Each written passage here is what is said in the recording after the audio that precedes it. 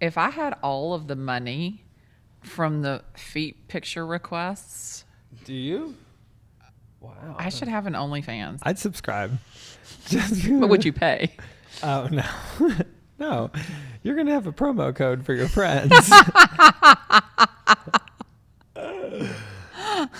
I'm like, don't worry. I got the discount password for Glenda's feet. I'm just telling you right now, if I had a discount code for OnlyFans, it would be FMH. Feet. Feet making hard.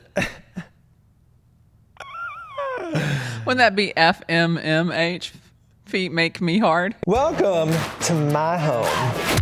You mean my home? Okay, it's neither of our homes. But it is our podcast. Glitter and gay. Coming your way. So thanks for tuning in today. Do you not know what FMH? Obviously, you know. Of course. Oh, that's what it should be, is foot me hard. No, no. So I sent something to somebody and I put FMH, comma, Glennda. And he calls me and he's like, hey, I got something from you. That's so sweet. Thank you so much. I just have one question. What is the FMH? And I'm like, oh my stars, do you not know? And he's like, well, I looked it up online and I'm just thinking you probably didn't say that. And I'm like, feel my hugs. He's like, oh, okay, that makes sense. So of course I go to look it up online to see what it means. I know what it means. Yeah, I didn't realize that. My, do you remember Modern Family, the TV show? Of course. In the pilot, the very first episode, Phil comes down and he's like, I'm the cool dad. I'm the dad that everybody loves. He's like, I get it. Like, he's like, I get all the acronyms, like OMG, oh my God, WID, what you doing? WTF, why the face? He's like, I just get it. My WTF as well. That's fantastic. Mine is the Whitman Team Family. I love it. I know. I have it. Mm-hmm. I have it on my t-shirt. And it's weird that it's not on right now, but. The t-shirt? Yeah, no. That's not what we're talking about today. What are we talking about today? I think we've talked about it before. We're going to talk about it again. Because we are both single. And ready to mingle.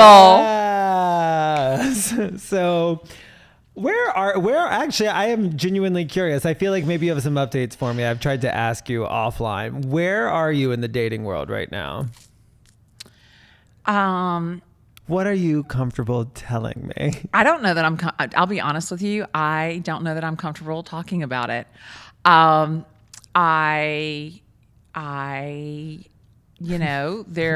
you seem at a little at a loss for words. Well, I'm not at a loss for words. I'm just, I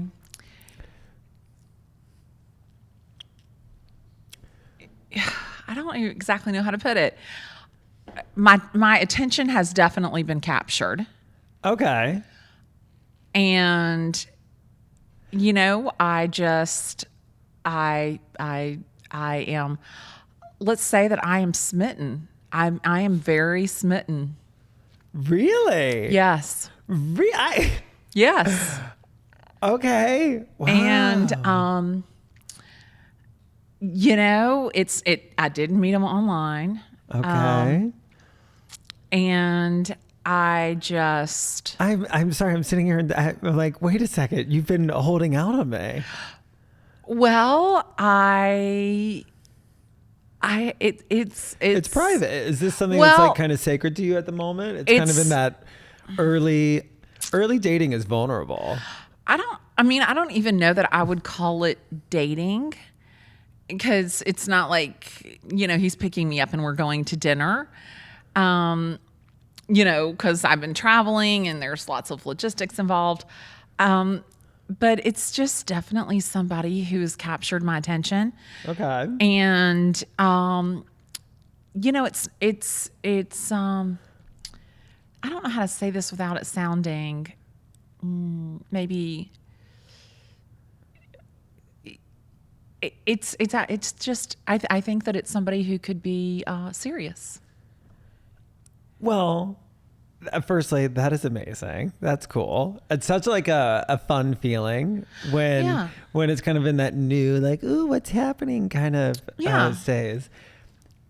Now, you earlier I made a joke about you getting a fourth husband. Yeah. And you said there will not be a fourth husband. No, I mean, Which you know how I interpreted that was that like Glenda's going off the market for the time being, but I guess that's not the case.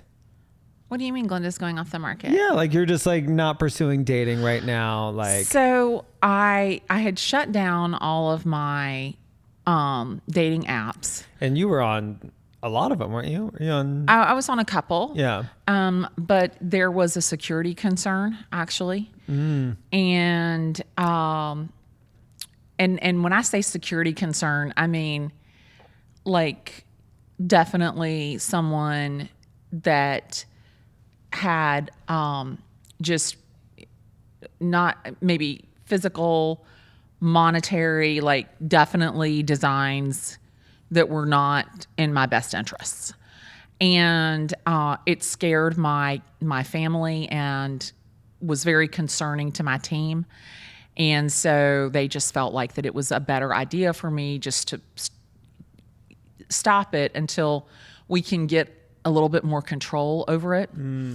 And my girlfriend had an app on her phone and ran a couple of phone numbers through this app. And she's like, yeah, this guy's been arrested for battery, assault with a weapon, family violence, bad checks, theft by taking. I mean, just lots and I mean, like arrests. And Well, listen, felons deserve love too. I'm sorry. That is why they do those like love letter pen pals to your prison friends. well, and you know, I mean, I think that That's how I found mine. I think that there's always the opportunity for people to be reformed. But for this particular man, his most recent arrest was 2 weeks prior to the first date. Oh, it's And my team was, my family, my kids were just like, okay, we need to kind of understand. And the social media, the videos really add this layer of complexity to the dating world that I was not prepared for. And so I shut down these dating apps and then, you know, just was kind of, you know, not really looking and just, you know, as I said, just something that's obviously that's captured my attention and someone that's captured my attention. And I don't really want to talk too much about it just because. right. No, I totally get that. Yeah. And I again, it's such a kind of strange thing, but I think, you know, Tyler, what I think was so shocking to me was the ones that just lied about knowing about the videos, the ones that lied about their height, the ones that just. Do you ask people if they know who you are? Or does it come? It doesn't come out like that. Right. It's more like, you know, I'm in real estate. Okay. And then, you know, we're talking blah, blah, blah, blah, blah. And, you know, do you have Instagram? I always, are you on social media? Do you have Instagram, Facebook? And they're like, oh yeah, but I never use that. Yeah, I never get on there. And it's, and we'll be at dinner and your videos. And I'm like, oh. Or, you know, like the guy that I was seeing, oh yeah, I don't have any social media. I don't know anything about social media. You know, the team told me not to be on social media, that bad things happen on social media. And his assistant was interested in Jewel. Well, there's no way that anybody could have known about Jewel or how to find her on Instagram unless they went through me to find out who Jewel was. So it was kind of disheartening, the people that knew that were maybe not so, you know, I just felt like there were ulterior motives. And like, I mean, come on, like one guy messaged me and then he sent me a dick video. You lucky. So no lie. So I didn't respond to it. And then all of a sudden he finds me on Instagram, which I think he probably had found me on Instagram before, but he messages me on Instagram. And so I said, I have to tell you, although it was impressive, it's a hard no. But so I had blocked him on my phone after he'd sent the dick video. And then I had blocked him on Instagram, and I'll be damned if he did not message me from another phone. Can I ask you an important question? Yeah. Do you still have the video? Yeah, of course. We'll have to watch it later. Yeah. Okay, great. Yeah, I kept the Did I keep it? I'm pretty sure I kept it. Good. He used this disappearing filter. Mm-hmm. So it's what do you call it? It's expiring. No. It's not. No, it's not that. That's what we call it on Grindr. It's blurry. So it's blurry. So you have to like run your finger over it to unblur it. Oh, weird. The video? I've seen it over text. I've never seen it over video. It is a text video, dick video. It was so crazy. But I mean, I get lots. I shouldn't say I get lots, but I've received several. I had never received any before, but I've received several. But this is the thing, and I'll ask you because you're a man. Like, do you think that that's your most attractive body part? I do love a penis. I really do. I like to look at them. Really? Even yeah. There's always just like there's a curiosity around them. Yeah, for sure. For sure. I think they're really interesting. And beautiful. And they're also different. Yeah, they're also different. They're also different. Yeah, that's one thing that I've noticed. But when I was visiting with you in New York, because I was just getting back into like these dating apps and going on dates, and I had been kind of disillusioned by the men that just wanted a piece of ass. And, I'm 55 and I was raised like you save it and, you don't want to have sex with everybody. It's special. And, if you had sex with somebody and they didn't really want you, it was so shameful. You wanted sex within the confines of a relationship. And, I completely disagree with that. So we were at dinner, remember? Yeah. And I was talking to you a little bit about, like, oh my stars, like I don't really know how to navigate this because like I don't want to be like a slut, and because I've slept with different people, and you were like, why aren't you thinking about it like being sex positive? And I'm a huge sex positivity person. Yeah. I think because of just really like stereotypes and stigmas, especially for women. Right. And I have so many female friends who, like most people, love sex.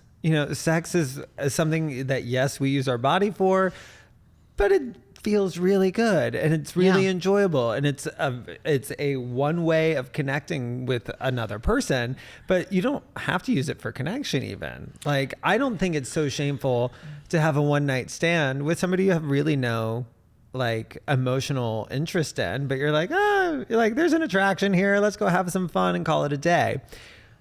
I think part of the reason that we haven't outgrown that stigma is more for like safety concerns, especially for women, because, you don't want to end up with somebody who's violent or crazy or something like that. And I shouldn't say just women. I'm sure men have ended up with some batshit woman too. Yeah. But I think it's really from like a very small minded place of judgment most of the time. And I'm definitely somebody who like, if you enjoy sex and everybody's consenting and everybody's there to have a good time, then by all means have a good time and tell whoever you want to tell. Like that does not define what, like if I was going to redefine the word slut, which is a word that I hate, I don't even like the way it feels in my mouth, but I think that is somebody who is maybe using sex for manipulation. Right. Or like, and I think this still falls under using sex for manipulation. It's also somebody who uses sex to kind of gain power over. I specifically think about people who are in relationships and somebody who's like, I want that other person, so I'm going to sleep with them to be like, see what you missed, or see what, you know, that I'm like, okay, like that's when I think of like the word slut and its negative connotations. That's like kind of like what I associate it with, because then you're using sex as manipulation, sex to get something that you want, sex to get revenge. Like, I mean, but sex can just be a positive, joyful, fun thing and nothing else, if that's what you want it to be. Yeah, I mean, and interestingly enough, one thing that hasn't changed is that women exchange sex for love, and men exchange love for sex. And so it even at this age, one thing I don't understand about dating is whatever your motivation is for sex is just be honest about it. Because there's plenty of women that do just want to have sex without being in a relationship. And I don't think, and men don't have to like trick you into it. And I know that there was one instance in particular, and there was this false sense of safety because this guy was, a detective, gorgeous, handsome, very established in his field. He's not going to hurt me, for God's sakes. He's in law enforcement. He's a detective. I never thought anything about him being here at my house, coming over to my house. And sure enough, I was probably in much more danger than I realized, because he definitely, got aggressive, pushing himself on me. And I thought to myself, like, if you had just told me that you were looking for a piece of ass, at that point where I was in like mentally and with the whole dating thing, he was fine. This guy had arm porn like you can't believe. Like, I might have been willing to just be a piece of ass. But I think what is maybe alarming or just difficult for me to understand is that people aren't honest with their intentions. And so the whole dating thing has really kind of, it's just very, it's very interesting and it's complex for me. So so obviously I'm newly single. Right. Not that newly. I guess I've been single for like five months now, 6 months. Yeah. I've been single for a while. But before that, I hadn't been dating for a couple of years because I had been on a dating spree like through the middle of 2019 to the end of 2019. And then I was like, I need to take a break. And then a pandemic hit, and then I got sober. And so through all of those things, I was just on like a dating break. And then I met Stamatis organically. I wasn't looking to start dating somebody at the time, but we met, that happened, and now here I am. And so I'm a little out of practice. I'm a little, I didn't know exactly what to expect, but I had a very interesting summer and I learned a lot about myself. So, so Stamatis and I broke up, I want to say like mid-April. And then, and honestly, that breakup for me was, I find, and I've actually shared this with a few people who are similar now, so I'm glad I've told them because I felt like a psycho. I actually find it pretty easy for me to get out of my longer relationships emotionally because it's just easier for me to make that closure. I'm like, oh, we tried all the things. We know everything we need to know. And now it is very easy for me to say like, okay, this isn't my person. This isn't like, but that was great. And we can just say goodbye and nothing bad happened. And that was it. And that was kind of how I felt at the end of Stamatis, was like, there was no betrayal here. It's just not my person. And I know that in my soul. So I can just like keep moving on. Do you know I am very sensitive in early dating though? Yeah. I'm a million times more sensitive in early dating. Absolutely. It's like all of a sudden I take every little thing personally. There's like trying to get to know each other. And I'll also be honest, this is like from back in the day and now, and something I forget about myself, but that I have to be, self-aware about, is if I like somebody, I do come on pretty strong. Yeah. Like if I like somebody, I make sure they know. Absolutely. I don't play any games. Nope. And so takes me to the most recent round of dating. And I'm very interested in what your feedback is. I'll try to be quick. So end of June, I haven't gone on any dates. I'm not on any dating apps. But I was like, you know what? I just was kind of like, I'm ready. I was like, I don't really know exactly what I want. I've been toying in my head, like, am I looking for a husband, or like, do I just want to have some flings or whatever? So I think I'm just like a master manifester, and I think my energy meets things where it needs to be met. Anyway, and so I was at the beach and was like, you know what? I'm not going to go hunting for it, but if something shows up, I'm ready. And within a week, I was dating 5 people. And all of it happened organically. It was within like 2 weeks. That was a little bit of an exaggeration, but very quickly I had 5 people that I was dating, and I'll be fully honest, all 5 of them were and still are very high quality guys. There wasn't a single one that I was like, you're kicked to the curb. The first was probably my favorite, and it was just kind of like one of those summer little whirlwind stories. I was in a soul cycle class, and I'm very into my soul cycle, but I looked up and there was like this really attractive guy on a bike across the room. And not only that, have you been to Soul Cycle? Okay. Well, so it's very dancey on the bike. It's like you get into it, and he was like, he had a groove to him. I was like, oh, he's not just handsome. I was like, he can like fucking ride a bike. And you do it I see you trying to picture it. You do it to a rhythm. There's like tap backs.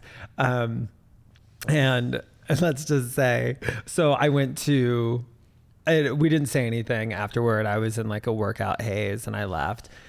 And later that day, I go to a barbecue, and I'm a little bit socially awkward at little social functions like that. And somebody just walks over to me and they're like, hey, I think you were in my soul cycle class today. And I look over and it was him. And let's just say I was tapping it back all weekend. So, and it was just like, but he didn't live locally. So tapping it back all weekend. It's a soul cycle move, but I was pretty proud of that one when I came up with it just now. Yeah, so tap backs are where you like literally tap back on the bike. But literally we left that barbecue together and did not leave each other's side for like 3 days. Anyway, he doesn't live locally. And so it was just kind of like a whirlwind. And I got to tell you, I was like, oh, I'm down for this. I was like, if I could just have a summer of like weekend flings where like we can go have fun, nothing but good times, and then see you later. I was like, that's the kind of like Hampton summer I'm looking for. And so then there's all of a sudden, so I'm left with 4 guys. Right. And all 4 of them are great. I don't know who's listening, so I'm trying to be careful. Right. All 4 of them are awesome. 2 of them come on really strong, like really strong. And it was a huge lesson for me because I've come on strong to people before and they just kind of like fall out, right? They kind of drop off. And I take it really personally. I'm like, I thought we were having a good time. I was like, maybe I'm a crazy person. I thought we were enjoying ourselves. And I was really enjoying both of them. But when they came on strong, all of a sudden it was gone for me. I was like, and I was all of a sudden I was on the other side of it. I was having it mirrored back to me. Oh, interesting. And I was like, oh, I see. I was like, the pressure it takes away the romance. And like all of a sudden, there wasn't like, I could never miss them. I could never wonder like what they were up to. And like all the little things that I didn't realize plays a trick on my brain. And for whatever reason, once that pressure, I couldn't reverse it. Because I was like, these guys on paper, they were really nice, really funny, have great jobs, live around here.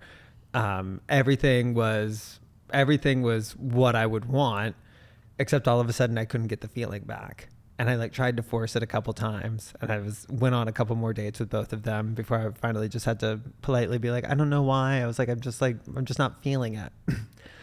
And then there were two. So the two, at this point, I'm back down to, I'm just having fun right now. And we're getting to like late July. And both of these two are great guys, but they're very young for me. How young is young? I'm actually curious. I'm 36. I'll be 37 by the time this is airing. How young do you think is young? I personally think age is irrelevant. Okay. I used to feel that way, but there is something about the 20s are so like, I think there's a big difference between somebody who's 50 dating somebody who's in their 30s than somebody who is 30 or 40s dating somebody in their 20s. 20s are so formative. Right. There's so many experiences happening. You're trying to you're in the grind. You're competing. Right. You're trying to build your career. You're kind of going through some shit. Yeah. You know, it's hard to be in your 20s. Yeah. And I don't say that as like, I hate you. I was like, I did it. I was like, I just don't want to do it twice. Yeah. And anyway, so they're both in their 20s. One was mid 20s, and one is like early 20s. The one is in his mid 20s. We've actually maintained a friendship, and he's great. But I gotta be honest, I was having a blast with both of them. There was something that I think it was like almost like an escape from my real world, because honestly, our lives are so different. The things they care about are so different. I guess there was part of me that was like, I kind of felt like a kid again. Yeah. And they were both really fun. And so I was tagging along for the ride, I guess is probably the best way to put it. So one day I'm in New York and I'm walking down the street. I'm like listening to these podcasts and I'm like trying on clothes and I'm just kind of having like a personal day. And I'm very in my head for some reason. And I'm just kind of like playing the tape way too far forward. I just couldn't stay present. And I kept like coming back to that. I was like, Tyler, I was like, what the hell are you doing? Right. Like, what are you doing? Like, right. What's going to happen in the next? I was like, are you just going to like keep dating these, I don't know, 20-year-olds children? Okay. 20-year-olds who, you know, like Tyler, there's not really like a world in which this is going to like go in the way that you want it to. That's what my brain was telling me at the time. And so I shit you not, I went home, sat down, wrote them both very nice texts about, you know, I'm having a great time, but like, this just doesn't make sense. We don't need to keep doing this. And both of them were like, okay, thanks. Bye. And, you know, of course I was like, I know. I was like, well, that was a little easy for you. And then I was like, oh, of course they're 20. They don't care about anything. Right. Exactly. So, but anyway, and then I fell into kind of like this weird sadness for a couple of weeks, not necessarily over, you know, because I had 5 and then I was like down to 0 and it wasn't about those 5, but there was part of me that I was like, I'm just in this space of overthinking things. Like these people came on too strong. These people it's not going to work out with. I liked that weekend fling. And I really started to kind of get to this space of like, realizing I don't know. And even sitting here right now with you, I don't know what I'm looking for. Yeah. And I'm kind of there with you. Like, am I really looking for a long-term relationship? Like I have no interest in getting married again. You know, would long distance work for me? Do I need somebody here in Atlanta? So I am very much a very physical touch person. Mm-hmm. I'm very touchy-feely. See, I've been having, I will tell you, for the last 2 months, because that all ended probably like by like early August. That was all over. And for like the last 6 weeks, I've had the best sex life. And I've just felt like so free and tons of one night stands and I'm enjoying it. I have zero shame around it. And I'm just like, oh, I can like show up to work, not have to worry about who's texting me, what's going on. Or if they texted. Exactly. Yeah. I think, yes, hopefully there's somebody one day that I'm like so excited when they're texting me. And I felt it, but I've never felt it long term. I've never, with a single person, I've never felt a connection with a single person where I was like, I want to do forever with you. Really? And maybe it's because I always have to be careful when I say this too. It's not that I don't want kids. It's that if I fell in love with somebody and they wanted kids, I'd be such an easy yes. I think I'd be a great dad and I love kids. But do I wake up every day with that desire inside of me that I think a lot of people have of like, I want to have a family. No, I'm totally good. Like if I'm just everybody's favorite uncle and like that is good for me. And so because of that, I think I'm more so at that space of like, I'm not going to settle. Like if it's not awesome, like honestly, we could just have sex and never talk again. And I'm like good with it. And I know that sounds like atypical, but that's kind of where I am. I don't need anybody's money. I don't need a dual income. Honestly, if anything, it's going to kind of limit me. I'm looking for somebody who's going to unlimit me. Right. And if that exists, I hope I find them. And if it doesn't, I'm like good. At least right now, Yeah. I'm good. So I was married and we're sitting at the table. I can tell you what I had on. We're sitting outside at this table on our covered porch having dinner. And he's right here and I'm right here. And then Lucas's girlfriend at the time, longtime girlfriend. And she says to me, she goes, Miss Glennda, she goes, what's your romance novel about this week? Because, I love these romance novels. I know you love these romance novels. I love these romance novels. So, I love the audience is in for a surprise. I know. So I love these romance novels. So she says, Miss Glennda, what's your book about this week? And I'm like, oh my gosh, it's the Everest Brothers. And she's like, oh, wow. And I'm like, he touches the small of her back. He pushes her hair back. He like bites her bottom lip and he like whispers in the shell of her ear. And my husband looks at me straight in my face and he goes, you do realize that's not reality. And I looked at him and I said, oh, trust me, I know that is not my reality. And I remember that very second realizing he hadn't kissed me in years.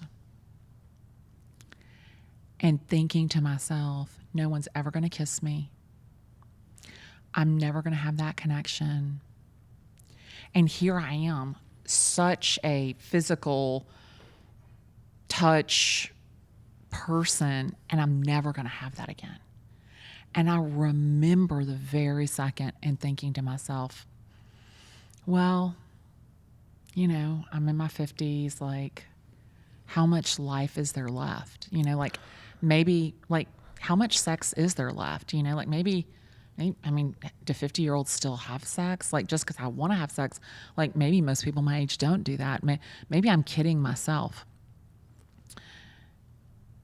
And I remember going to bed that night and listening to my book. And, again, there's in these romance novels, there's not only great sex, but there's great connection and great chemistry. And thinking to myself, there is the opportunity for that, but not here. Mm-hmm. And I was like, okay. So anyway, so I'm reading these books. So, and so I've read hundreds of these romance novels. So there was this one, and I am crazy in love with this book. I can't love any of them anymore. And I posted on my Instagram, and I tagged the author of this book. She's some New York Times bestseller, right? So, like it's no big deal, right? And she sends me a DM. And she's like, oh my God, I cannot. I was in the doctor's office when your Instagram notification came through. And she goes, I couldn't believe I was reading it. She goes, I read it back like 6 different times. I can't believe that it was you. She goes, I follow you on TikTok. I absolutely love you. And I'm like, oh my God, this is so crazy. And so she says to me, she goes, I'm going to send you my new book that's not released. Oh, you're lucky I didn't call pineapple when I was going to call pineapple. Oh God, no. So like I would have stopped you. I haven't opened it, obviously. I haven't opened it. And so I was like, oh my gosh, that would be so awesome, right? And so it's Adriana Locke, and she has a whole series and everything. And I just was like, that would be so awesome. Thank you so much. And so I guess this is her new, look, it's got a card. I may have to find. Girl, we got to wrap this up. Okay, just wait. Okay. Like, let me ask you a question.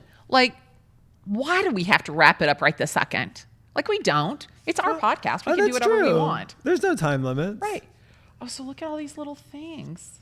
Maybe it's like my Oh my God. I voted. Oh my God. So if you knew one of the books is about what Barrett Landry does with grapes to his wife, it's fabulous. You have no idea. Okay, for the record. How much of these books for the record, like how graphic do they get in the sex? Is it kind of like a literotica moment?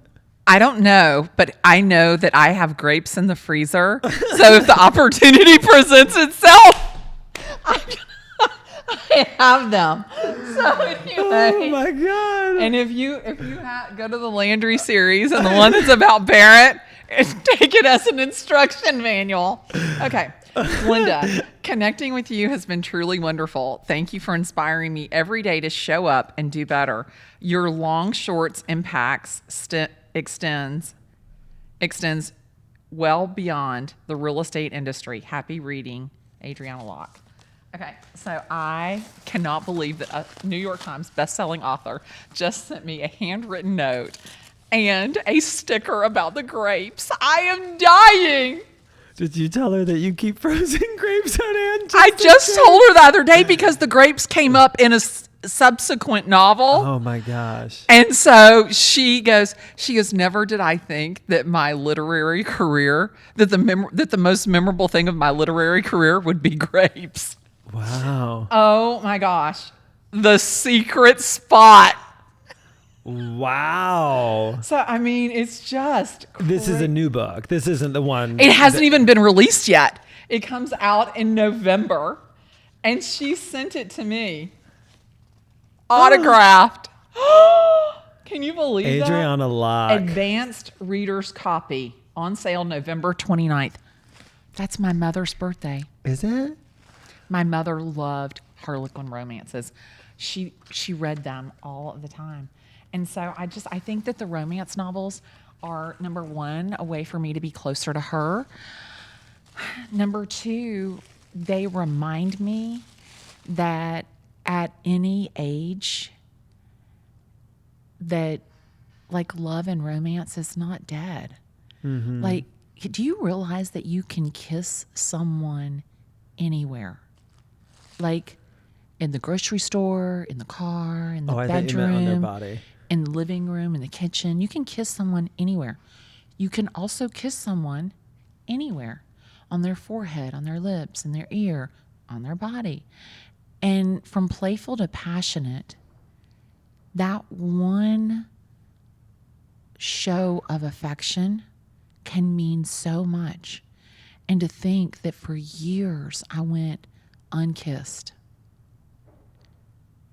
I never in my life want any woman or any person to feel like that they have to settle because they're comfortable and they're safe for that lack of love. And I know so many women my age that are in the same situation that I was, which blows my mind, because what happens is the husband will go out and get somebody who's younger and have sex with them, maybe not. And I'm thinking to myself, you have no idea how great I am in bed. Like, I am amazing. Like, you have no idea what you're missing, because I'm like I want to do whatever I can to make you happy. And most women my age want to do that. They're the people pleaser. They're the giver. They're the person who, whatever you want to do, I'm down. Let's go. And I think that it's such a missed opportunity. Maybe this was too much information. I mean, sorry. Pineapple. Oh my God. And you know what pineapple means, don't you? The upside down pineapple? Oh my. But I'm not doing that.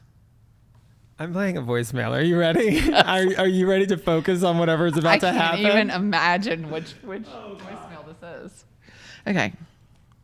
Hello, you two. Love your podcast. Glennda, I had the pleasure of meeting you in Orange County. We own a mortgage brokerage, and my 21-year-old daughter, whom you met also, is a new mortgage advisor and loves changing lives through her work. And especially, she loves the relational aspects of the work. And she wants to build relationships with realtors, but in this season of overwhelming and potentially annoying and maybe some disingenuous connections, it's been hard. What would you recommend, either of you? Thank you so much. I think that one of your superpowers, and one of the reasons, especially before you had this platform and before you were doing what you were doing, you surprised people. You know, like I spoke to a lot of people on the phone. Only you sent me brownies at my office the next day. And I do think when you're new in a really competitive industry, if you want to make quick impact, it takes something like that. I think the challenging side of that is it's a little bit of the chicken and the egg scenario, because that requires an investment in your future that you have to potentially have the funding for. But it is hard because I know, so I'll come from like my perspective as a real estate agent. Mortgage brokers call me constantly trying to get my business. And I've now learned that the knowledge of your mortgage broker is very important, and their ability to work through people's finances and get the actual deal closed, especially in the New York market, where they also need to be an expert in building financials. Because we're selling condos and co-ops, and it's just a completely different world. So when people call me from outside, I'm just like, I am one of those brokers who I'm like, I have my people, and like, I know they know how to get the deals done. I know they can get me the rates that I need. And so I just like stick with them. There is one guy in my market who has just fought tooth and nail for my business. Mm-hmm. And he's been doing it for probably about 4 or 5 years now. Mm-hmm. And I'm just now starting to give him my first deals. And so the two things that I can say are getting in with maybe somebody who's also up and coming. Absolutely. 100%. Meet somebody there who is going to understand your struggle. You understand their struggle. Maybe you have referrals for them if you're expecting referrals from them. Right. And then being very persistent and consistent with the people who already have a huge book of business that they can work with you on. And because I have almost been rude to this person sometimes about being like, I was like, you have to back off. I was like, I have my people, leave me alone. And he's like, okay. And sure enough, 2 months later, and he's like, hey, I was just in the neighborhood today and still think about working with you. And I just did a deal with and I'm just like, it's still a no. You know, but here we are a few years later, and I'm like, why have I been saying no to this? I've never had somebody chase me like this for this long. I was like, it's a yes. Let's do some deals together. You know, I think that for me, I think what I see most mortgage advisors, the mistake that they make is they go after the big fish. Mm-hmm. And, you know, I was selling, you know, $90,000 houses. And I was selling a shit ton of those, making more money than the agent that was selling $1 million home.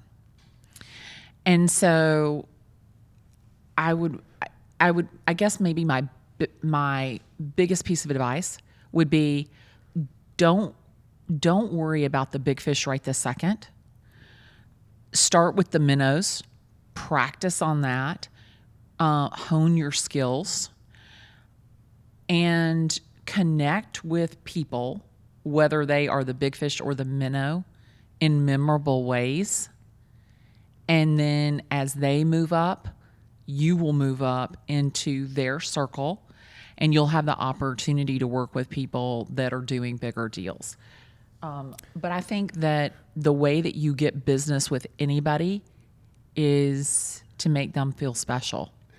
The only reason I'm laughing right now, Yeah. I totally agree with everything that you said. So I'm just thinking about this mom who's going to listen to this episode where we talked about dating and sex and then her daughter. So anyway, thanks for tuning in, Mom. I hope you like, share. You can clip this part out. I know. We'll tell you how to do it. There's an online infomercial. But before you do that, would you like, share, subscribe, rate, review? And if you do, it's not bad, honestly. I like it. It's a little Miss Hannigan from anime. I have to tell you, like, share, subscribe, rate, and review. And if you do, you too can be an apple. No, I'm just kidding. It's winning you over. No, it's not. The Napples. No. We'll see you next week, Napples.